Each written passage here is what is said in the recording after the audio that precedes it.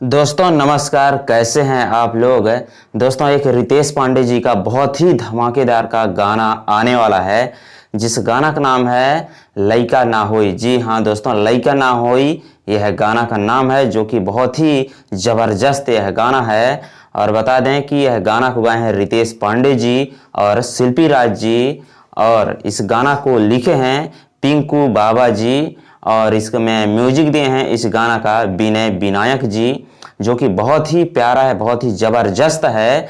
जो कि इसको 8 फरवरी को सुबह 7:15 पर इस गाना को रिलीज किया जाएगा। आज 6 फरवरी है, शाम को मैं अभी वीडियो बना रहा हूँ, ठीक। और 8 फरवरी को आप लोग तैयार रहिएगा speed regard Bhojpuri YouTube channel पर यह धमाकेदार गाना को 8 फरवरी को सुबह 7:15 पर रिलीज किया जाएगा। आप देख सकते हैं पोस्टर बहुत ही ज़बरदस्त है और यह गाना बहुत ही ज़बरदस्त है। इसका वीडियो सॉन्ग रिलीज किया जाएगा, तो आप लोग तैयार रहिएगा 8 फरवरी को।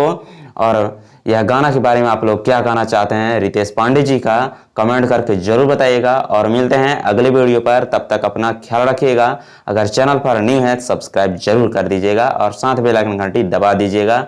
और वीडियो को ज़्यादा से ज़्यादा शेयर करिएगा ताकि और लोगों को पता चल जाए। Love you.